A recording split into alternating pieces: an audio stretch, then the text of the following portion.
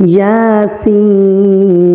والقرآن الحكيم إنك لمن المرسلين على صراط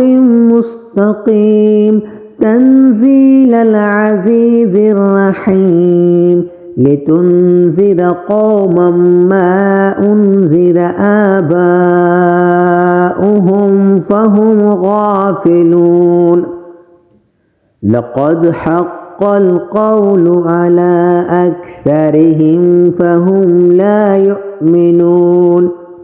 إنا جعلنا في أعناقهم أغلالا فهي إلى الأذقان فهم مقمحون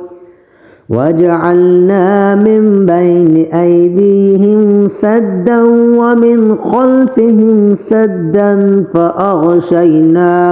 فهم لا يبصرون وسواء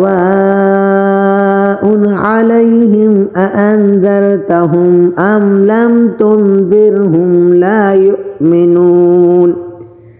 إنما تنذر من اتبع الذكر وخشي الرحمن بالغيب فبشره بمغفرة وأجر كريم إنا نحن نحيي الموتى ونكتب ما قدموا وآثارهم وكل شيء أحصيناه في إمام مبين واضرب لهم مثلا أصحاب القرية إذ جاءها المرسلون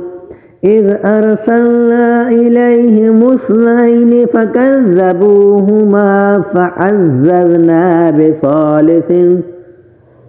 فقالوا إنا إليكم مرسلون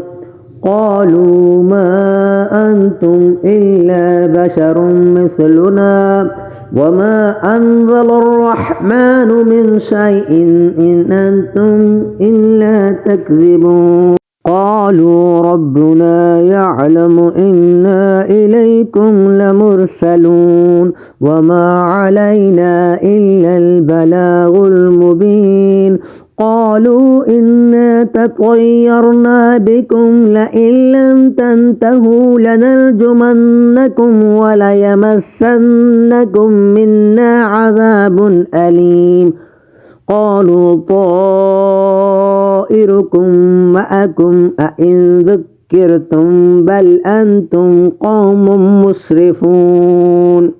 وجاء من أقصى المدينة رجل يسعى قال يا قوم اتبعوا المرسلين اتبعوا من لا يسألكم أجرا وهم مهتدون صدق الله العظيم.